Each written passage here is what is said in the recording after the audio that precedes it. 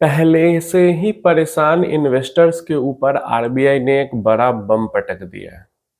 RBI की latest एक news आई है निकल के। यहाँ पे आरबीआई ने कहा है कि इंडियन इक्विटी मार्केट बहुत ज्यादा ओवर वैल्यूड हो चुकी है। मतलब इंडिया के साथ वो ग्लोबल का भी नाम लिया, लेकिन ग्लोबल से तो मतलब है नहीं, हमें इंडिया से ही मतलब है। तो आरबीआई ने कहा कि इंडिया की जो इक्विटी मार्केट है वो बहुत ज्यादा ओवर वैल्यूड हो चुकी है। खासकर mid cap small cap segment है वो और भी ज्यादा ओवर वैल्यूड हो चुके हैं। और यहाँ पे जो अर्निंग ग्रोथ है और जो प्राइस है वो यहाँ पे मैचअप नहीं कर रही है। जिस हिसाब से अर्निंग्स बढ़ रही है, प्राइस उससे ज्यादा तेजी से बढ़ रही है और इससे वैल्यूएशन और ज्यादा बढ़ गया है। और आरबीआई ने ये भी क्या कहा है कि Q1 2026 के अंदर जो रिजल्ट्स हैं वो थोड़े से अच्छे नहीं आने की भी उम्मीद है। तो ये चीजें आरबीआई ने कही। अब आरबीआई ने जैसे ये चीजें कही वैसे मार्केट में मच गया यहाँ पे थोड़ा सा तहलका, और सारे लोग कमेंट बॉक्स में आके भर दिए, मैसेजेस में फेसबुक पे भर दिए कि आरबीआई ऐसा क्यों कह रही है, क्या मतलब क्या हो सकता है इसका मतलब। इस पे अपनी राय अपना विचार दे। देखिए, सबसे पहला विचार तो मेरा यही है कि थोड़े दिन पहले ही उदय कोटक साहब ने एक ट्वीट करके, उदय कोटक नाम ध्यान से सुनना, तो उन्होंने ट्वीट करके बताया था कि जो म्यूचुअल फंड्स का जो एसेट है वो बैंक डिपॉजिट के 31% हो चुका है। समझ में आ रहा है? और जो पिछले 10 सालों में है वो दुगना हो गया है म्यूचुअल फंड का एसेट बैंक डिपॉजिट के मामले में, और 31% हो चुका है। तो आरबीआई का ही काम है ऐसा कि बैंक के अंदर भी लिक्विडिटी रहे, पैसा मेंटेन रहे। तो आरबीआई एक तो ये भी पीछे का मोटिव हो सकता है इसका कि म्यूचुअल फंड को अगर हम, जैसे इक्विटी को अगर हम ओवर वैल्यूड बता देते हैं, ऐसा दिमाग में डाल देते हैं, तो म्यूचुअल फंड से पैसा विड्रॉ होगा। और म्यूचुअल फंड से पैसा विड्रॉ होगा तो ज्यादातर लोग कहाँ इन्वेस्ट करेंगे? जहां जो हाई इंटरेस्ट देने वाली बैंक एफडीज है वहीं पे इन्वेस्ट करेंगे, एंड वहां पे इन्वेस्ट करेंगे तो पैसा बैंक के अंदर में जाएगा। तो पहला तो मोटिव ये हो सकता है कि इक्विटी से पैसा निकल के बैंक के अंदर में आए। पहला मोटिव ये हो सकता है जो मैं क्लियर क्लियर कह रहा हूं। अब है नहीं है वो तो अब भगवान जाने या आरबीआई जाने, लेकिन ये मोटिव हो सकता है। दूसरा, आरबीआई अगर चाहे, आरबीआई ने लगाम लगा के रखी हुई है ना फॉरेन इन्वेस्टमेंट्स पे। आरबीआई हमारे देश की सेंट्रल बैंक है।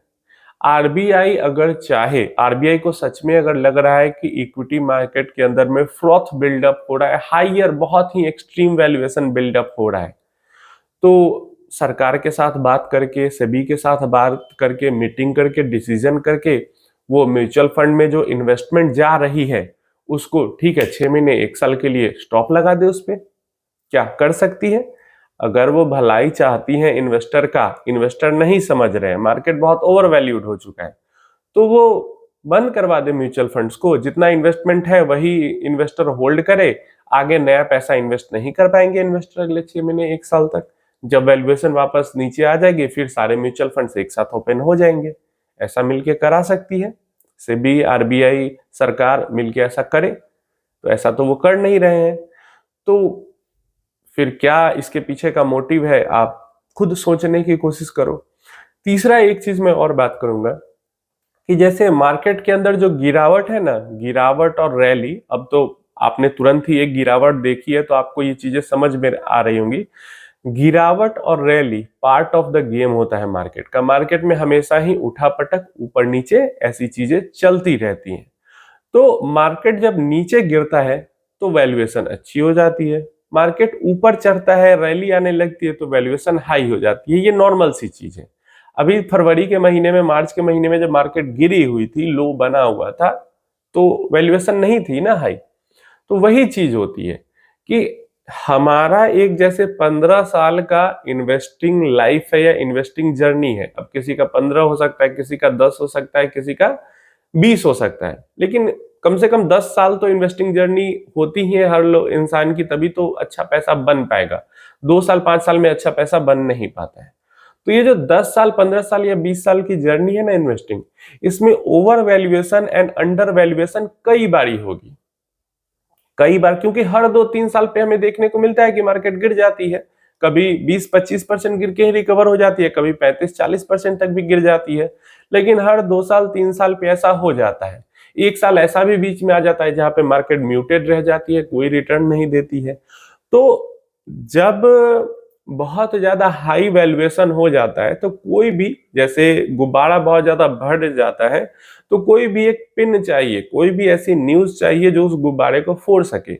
ऐसे में मार्केट गिर के खुद को करेक्ट कर लेती है या कंसोलिडेट करके वैल्यूएशन करेक्ट कर लेती है, खुद ब खुद मार्केट करेक्ट कर लेती है, कोई तीसरे इंसान की जरूरत भी नहीं होती है। तो इसीलिए अगर हम एक एसआईपी इन्वेस्टर हैं और अगले 10 साल तक इन्वेस्ट करने वाले हैं, या 15 साल या 20 साल, भाई जो भी जर्नी है आपकी, वैसे में कई बार ये over valuation and under valuation की सिचुएशन आएगी। लेकिन हमारा काम एज ए एसआईपी इन्वेस्टर या as a long term investor यही है कि उन चीजों को हम अवॉइड करें। हमारे लिए वो नॉइज ही है। हो सकता है सही में वैल्यूएशन हाई हो सकता है म्यूटेड रिटर्न 1 साल हो सकता है फिर से 15% करेक्शन हो, लेकिन क्योंकि हमें आज पैसा निकालना नहीं है। हाँ, जिसको अब आज पैसा निकालना है या फिर 1 महीने में पैसा निकालना है और आरबीआई कह रही कि ओवर वैल्यू हो गई है, तो आप रिस्क मत लो, आप निकाल लो, कोई दिक्कत नहीं है। लेकिन जिसको अभी से आगे 5 साल भी इन्वेस्टेड रहना है, 8 साल, 10 साल, 15 साल, 20 साल इन्वेस्टेड रहना है, उनके लिए ये सब नॉइज है। और मेरी यही राय है इसके ऊपर, बहुत ज्यादा ध्यान देने वाली ये चीज नहीं है।